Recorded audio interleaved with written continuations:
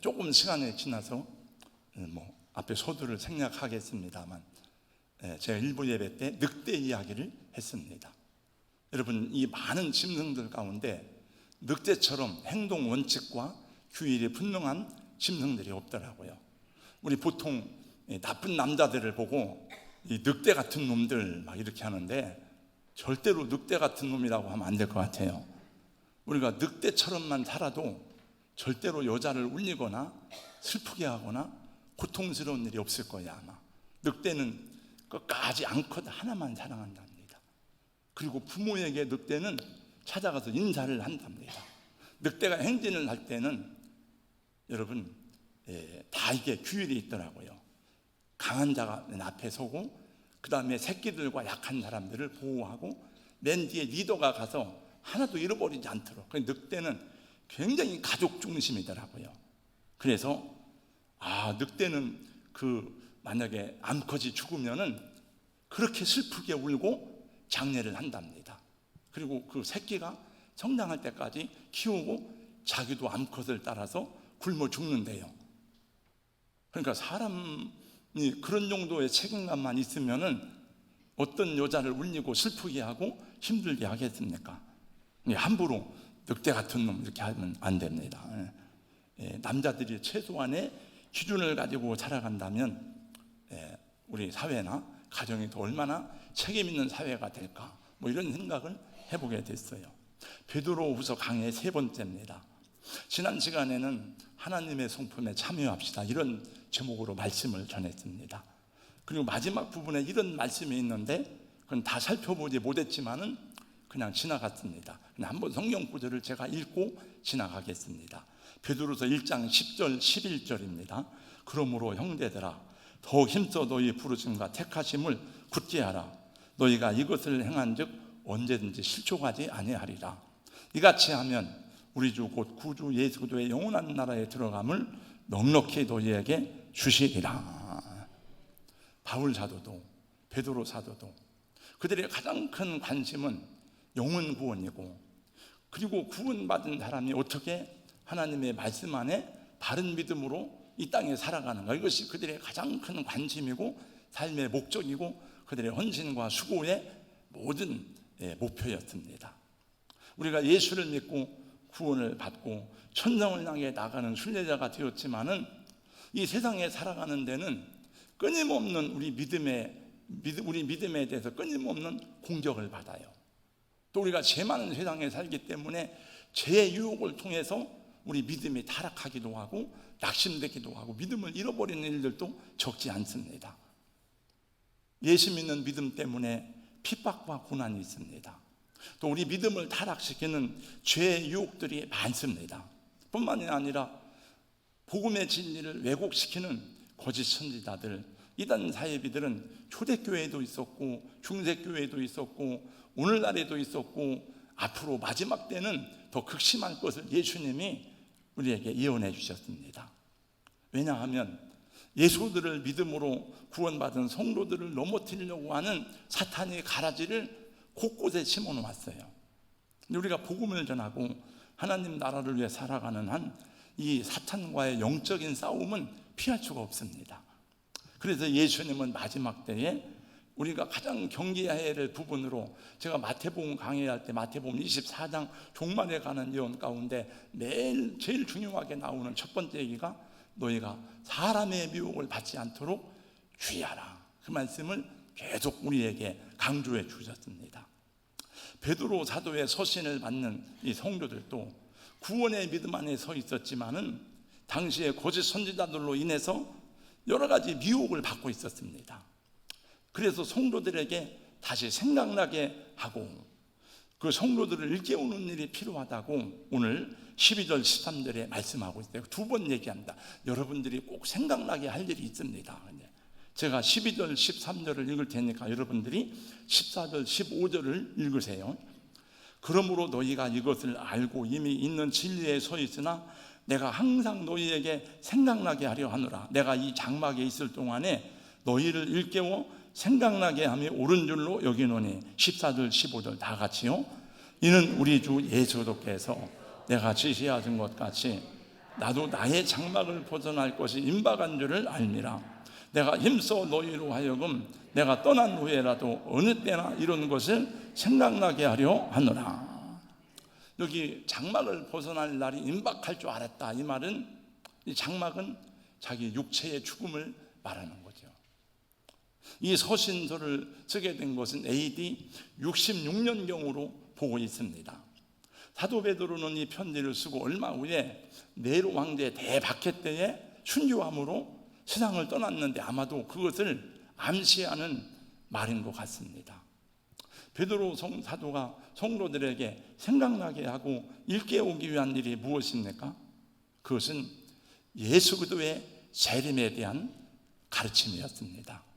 하나님의 말씀을 왜곡하고 진리를 거스려 거짓되게 가르치는 이단들과 거짓 선자들은 가르치고 교훈하기를 예수의 재림은 실제로 존재하지 않는 이야기라고 가르쳤습니다.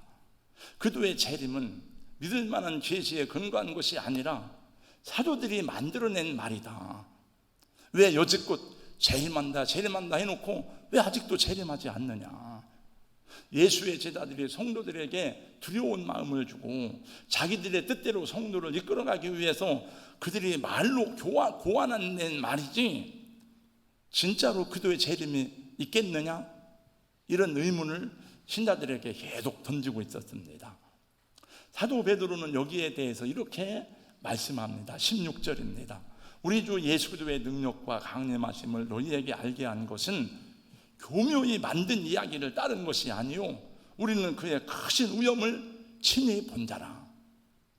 예수 그리스도에 대한 재림의 계시들은 사람이 만들어낸 이야기가 아니고 우리가 꾸며낸 이야기가 아니고 우리는 예수님의 영광과 그의 위엄과 그분의 하나님 되심에 대해서 직접 목격했다. 우리가 베드로는 예수님 살아계신 동안에 가장 가까이에서 예수님과 함께 먹고 자고 생활하고 예수님이 행하시는 모든 이적과 능력들을 다 경험하고 직접 현장에서 보았습니다. 그 중에서 오늘 하고 있는 이 이야기는 변화산의 체험을 이야기하고 있는 것인데 지금까지 베드로는 이 이야기를 한 번도 얘기를 하지 않았어요. 마음속에 간직하고 있던 비밀이었는데 내가 이 아이의 이야기를 해야 되겠다. 마태복음 17장에 나오는 변화산에 관한 이야기입니다. 누가복음에도 나옵니다. 어느 날 예수님이 베드로와 야고보와 요한을 데리고 한 산에 오르셨습니다. 그곳에서 제자들은 지금까지 보지 못했던 예수님의 영광을 보았어요. 예수님의 그 얼굴은 해와 같이 빛나고 그 옷은 광채가 나는데 성경에 보니까 세상에서 볼 수 없는 광채를 보았어요. 그리고 그때 모세와 엘리야가 나타나서 예수님과 대화를 하는 장면을 목격했습니다. 그 베드로가 놀래가지고 정말 이런 일이 있는가. 그래서 우리가 초막을 여기다 짓고 이곳에서 삽시다. 그때 하늘에서 한 음성이 들려왔습니다. 이는 내 사랑하는 아들이요 내 기뻐하는 자니 너희는 그의 말을 들으라.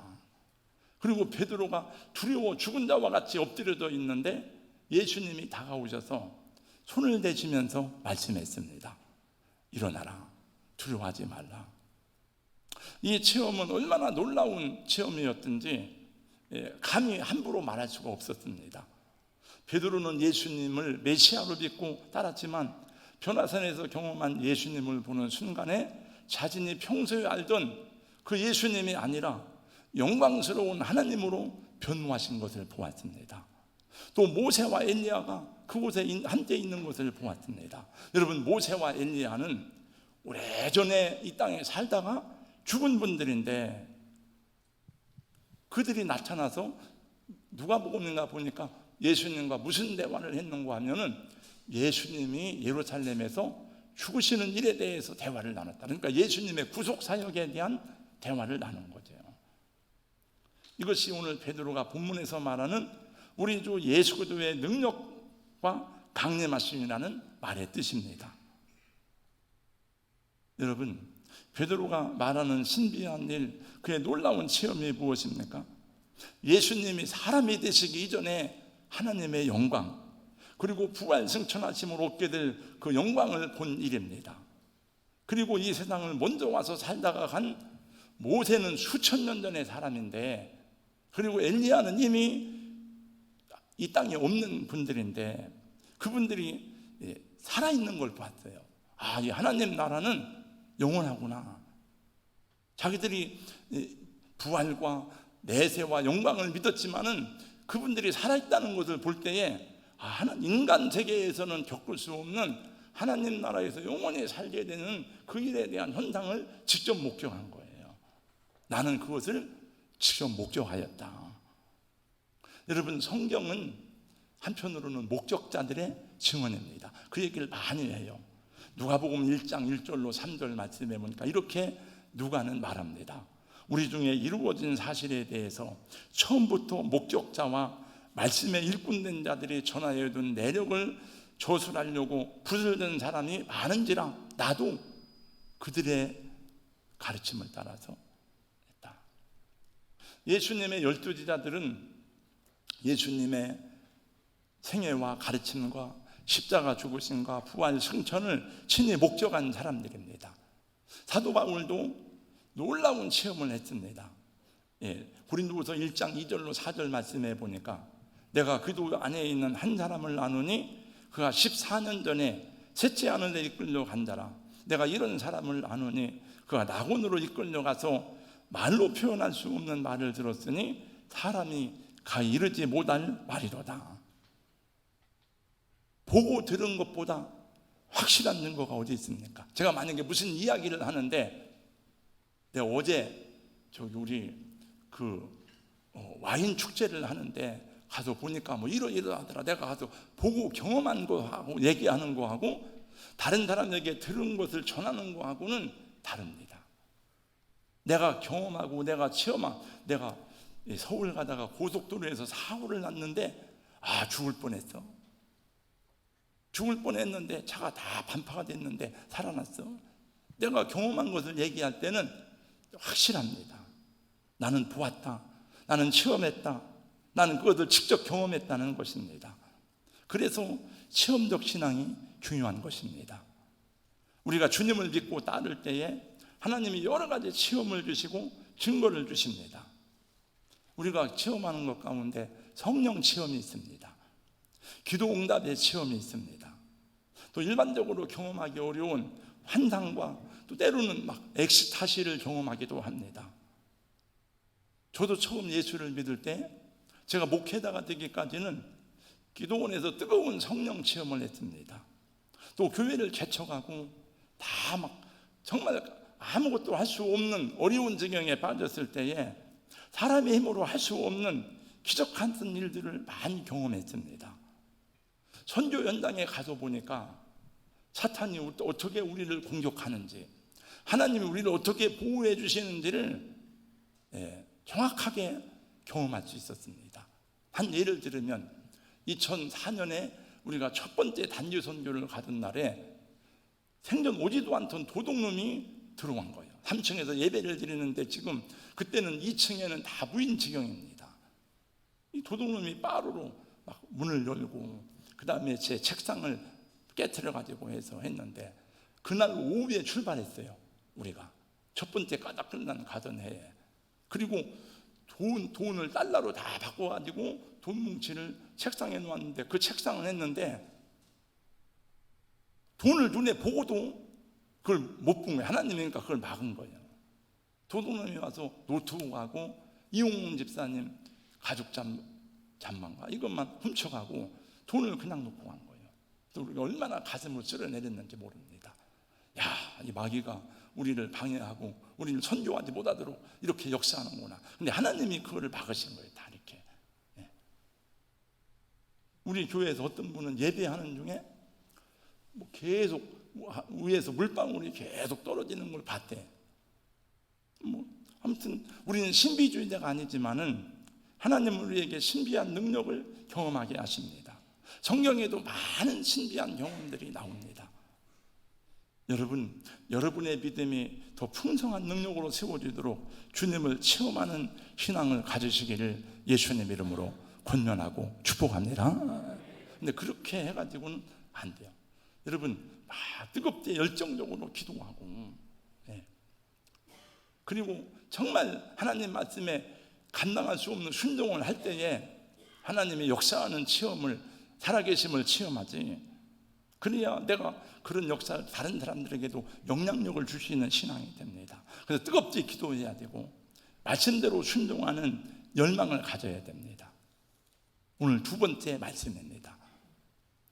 체험이 중요하죠. 오늘 말씀의 핵심 주제는 앞에 있는 내용이 아니에요. 체험이 중요하지만, 체험적인 신앙이 귀하지만, 그러나 그것보다도 확실하고 중요한 것이 있다는 것입니다. 19절 말씀이에요. 또 우리에게는, 저를 한번 따라서 해주세요. 더 확실한 예언이 있어. 우리에게는 더 확실한 예언이 있어. 어두운 데를 비치는 등불과 같으니 날이 새어 샛별이 너희 마음에 떠오르기까지 너희가 이것을 주의하는 것이 옳으니라. 여러분, 깜깜한 밤중에는 이게 무엇인지 잘 분별이 안 되는데, 여러분, 해가 떠오르고 샛별이 지게 떠오르면, 날이 환해지면 사람을 알아보게 된다. 자연이 아름답구나, 이렇게 됐구나, 다 봅니다. 하나님의 말씀을 읽을 때에 뭔지 잘 모르지만 어느 날 막 다가올 때가 있고 이해가 되고 믿어지는 그런 은혜를 말씀하는 것입니다. 예수도의 십자가 죽으심과 부활과 재림의 중요하고 온전한 진리는 성경의 예언을 통해서 다 이미 증거되었다는 것입니다. 그러므로 19절에도 확실한 예언은 내가 보았기 때문이 아니라, 내가 들었기 때문이 아니라 성경에서 말씀하였고 성경에 예언되었기 때문에 하나님의 말씀이 이루어진다 하는 것입니다. 더 확실한 예언이라고 하는 것은 기록된 예언의 말씀인 신약과 구약의 성경을 가리키는 것입니다. 그래서 오늘 말씀합니다. 어두운 데서 비치는 등불과 같으니 날이 새어 샛별이 너희 마음에 떠오르기까지 너희가 이것을 주의하는 것이 옳으니라. 그래서 바울이, 여러분, 그래서 이 베드로 사도도 자기 체험을 얘기한 게 아니에요. 어떤 체험이나 사람의 감정이나 이런 것들이 중요한 것이 아니고 우리가 하나님의 말씀에 주목하고 하나님의 말씀에 주의해야 한다 하는 것입니다.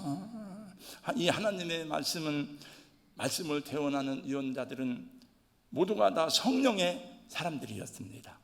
그들은 자기 생각을 말한 것이 아닙니다. 자기 사상, 자기의 뜻을 얘기한 것이 아닙니다. 그들은 오직 하나님의 말씀만을 받아 그대로 증거하고 기록하였다고 사도 바울도 말씀했고 베드로 사도도 말합니다. 20절, 21절 말씀해 보니까 먼저 알 것은 성경의 모든 예언은 사사로이 풀 것이 아니니 예언은 언제든지 사람의 뜻으로 낸 것이 아니요 오직 성령의 감동하심을 받은 사람들이 하나님께 받아 말한 것입니다. 그러므로 우리 사랑하는 성도 여러분, 체험이나 개인적인 축복에 관심을 두지 마시고 하나님의 말씀 위에 여러분의 믿음을 세우시기를 주님의 이름으로 축원합니다.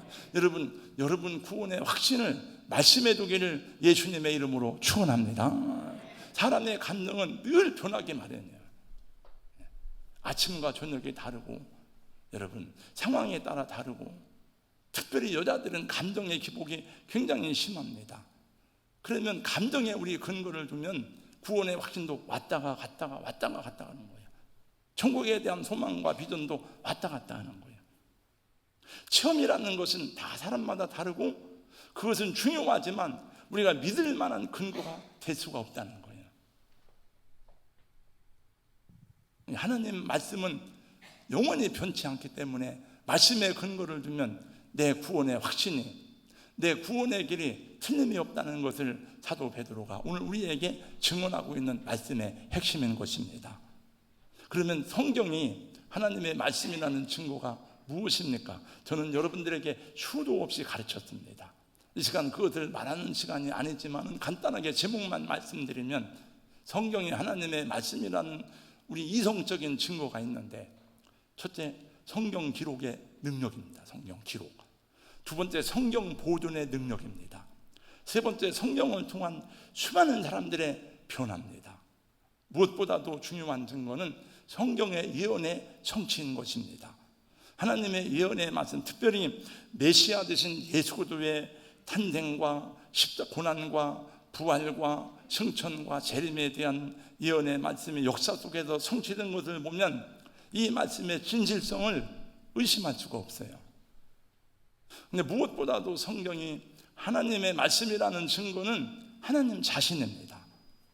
이 말씀이 그걸 보고 성경에서, 우리 신학에서는 성경의 자증이라고 합니다. 스스로 증거하는 것이 누구에 의해서 증거되는 것이 아니라는 거죠. 제가 성경 연구를 잘 해가지고 제가 막 달변가가 되어서 여러분에게 말씀을 잘 증거하면 이것이 하나님의 말씀이 되고, 내가 지식이 부족해서 그리고 학문이 우둔해서 내가 입술이 우둔해가지고 이 말씀을 잘 더듬더듬 전하면은 이 말씀이 하나님의 말씀이 안 되고, 그렇지 않다는 거예요. 이것은 내가 잘 전하든지 못 전하든지 아무 상관이 없는 거예요. 하나님 스스로 이것을 증거하는 거죠. 저와 여러분, 우리 교회는 오직 이 성경에 근거한 진실한 믿음을 소유할 때에 말세에 극심하게 나타날 이단과 거짓 선지자의 미혹을 물리치고 견고하게 서게 될 줄로 믿습니다. 하나님이 빌라델피아 교회에 예수님이 칭찬한 거예요. 내가 적은 능력을 가지고도 내 인내의 말씀을 버리지 아니하고 지켰다. 여러분, 광야의 이스라엘 백성들처럼 하나님의 역사와 기적과 능력을 체험한 사람들이 어디 있습니까? 그들은 홍해바다가 갈라지는 것을 직접 경험하고 홍해바다를 건너서 그들은 구원을 받은 사람들이에요. 그들은 반석에서 생수가 나는 것을 경험한 사람들입니다. 그들은 구름 기둥과 불 기둥으로 그들을 보호하시는 하나님의 능력을 경험했지만은 그들이 왜 가나안 땅에 들어가지 못했습니까? 다른 이유가 없어요. 그들이 믿지 아니했다 그랬어요. 믿지 아니했다. 하나님이 말씀하신다. 민수기, 너희가 어느 때까지 나를 믿지 않겠느냐? 안 믿었다는 거예요. 하나님의 약속을 안 믿은 거예요. 하나님의 말씀을 안 믿은 거예요.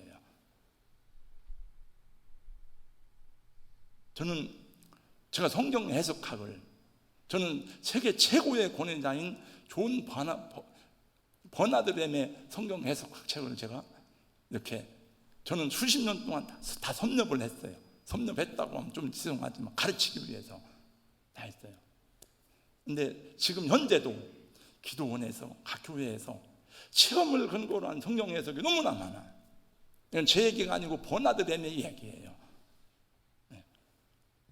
그 사탄이 하는 중요한 일 가운데 하나가, 초대교회도 그랬지만 끊임없이 하나님의 말씀을 왜곡시키는 거예요.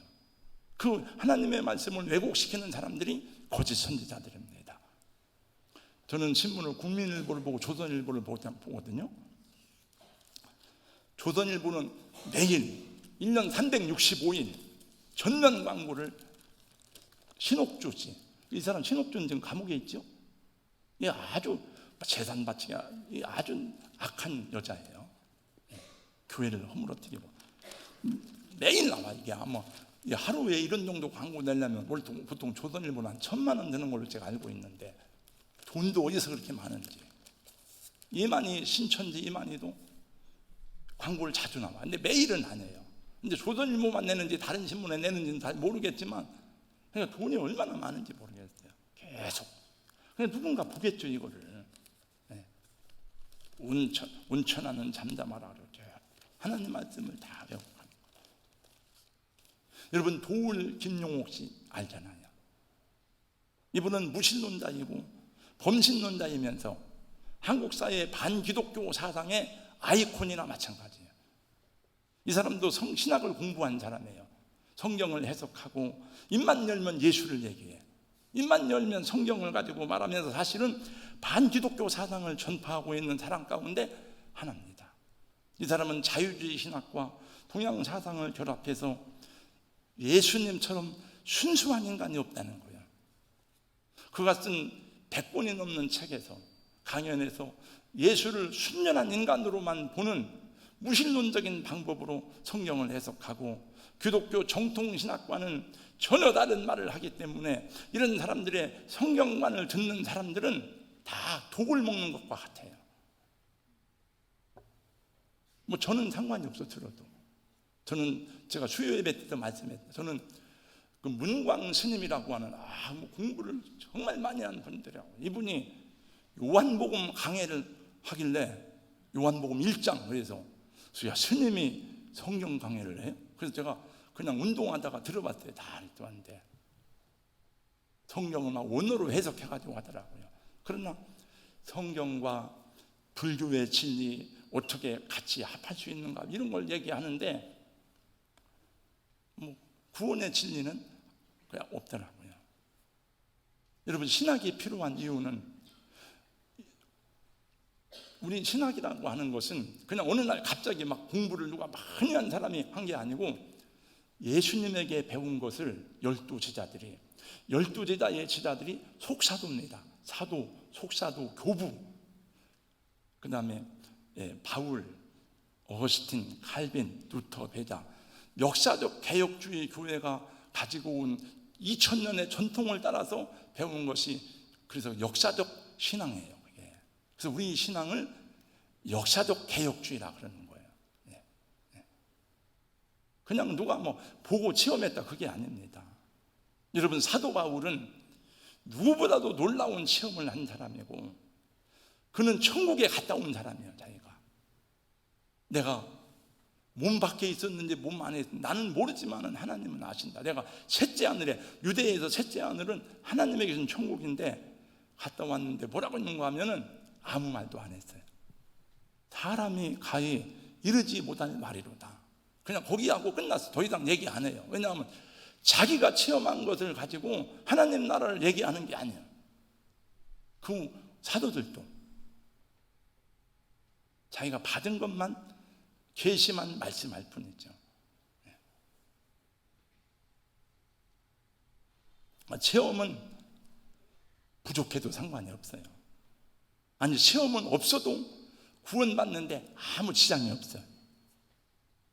주희철 목사님 같은 분은 고난받는 체험만, 고난받는 체험만.